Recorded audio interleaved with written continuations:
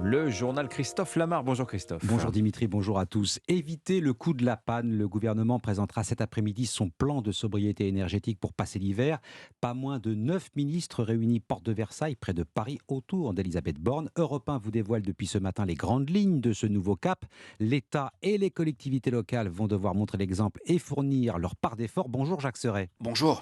Du service politique d'Europe 1, au-delà des mesures censées nous éviter des coupures d'électricité, voire de gaz, la Première ministre devrait acter un changement d'époque. L'énergie abondante et pas chère, eh bien c'est fini. Oui, selon ses propres mots dans le dossier de présentation de ce plan, notre continent, notre pays sont à un point de bascule. Alors Elisabeth Borne veut donner le cap cet après-midi et appeler à la mobilisation de tous, État, entreprises, ménages. Chaque geste compte, s'apprête à marteler la locataire de Matignon. Exactement le même slogan que lors de la crise du coronavirus.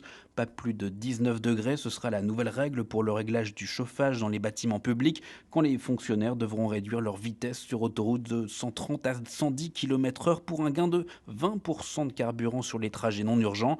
Les entreprises sont-elles priées d'éteindre leurs éclairages intérieurs dès l'instant que leurs bâtiments ne sont plus occupés? Objectif, permettre à notre pays de réduire de 10% sa consommation d'énergie d'ici à 2024.